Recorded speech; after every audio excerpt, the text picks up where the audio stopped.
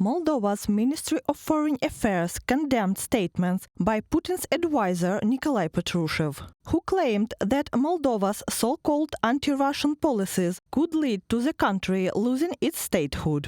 Such declarations are an unacceptable interference in our country's internal affairs and aim to destabilize the region. The Republic of Moldova is a sovereign state that continues to follow its path toward democracy and European integration, in line with the will of its citizens. From the statement of the Ministry of Foreign Affairs of Moldova, writes Newsmaker. Earlier, Moldova's foreign minister Mihai Popșoi said on Radio Moldova that he no longer comments on statements made by Russian Foreign Ministry spokesperson Maria Zakharova about his country, because they do not refer to diplomacy. He also reminded that the cessation of gas supplies to Russian-occupied Transnistria is 100% Gazprom's decision.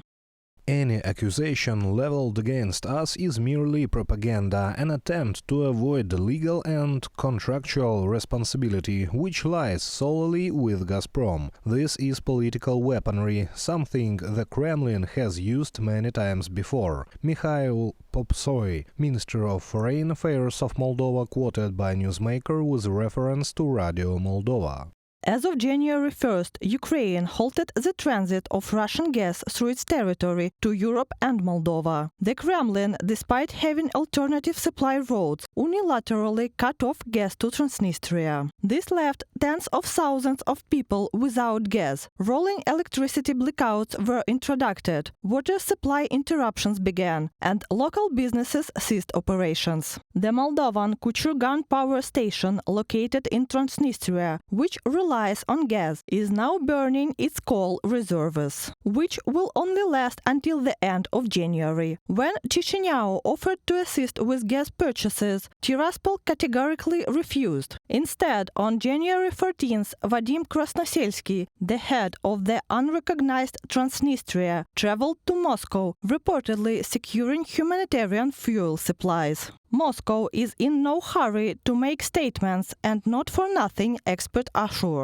What we call Transnistria is a tool of Putin's Russia used to exert control over all of Moldova. Transnistria is the Kremlin's instrument. Its leadership consists of puppets. This is a repressive authoritarian regime that keeps the population living in fear. Most people on the left bank are hostages of this situation. Moldovan President Maia Sandu emphasized that the crisis in Transnistria, orchestrated by the Kremlin, is a deliberate attempt to spark a political crisis in Moldova.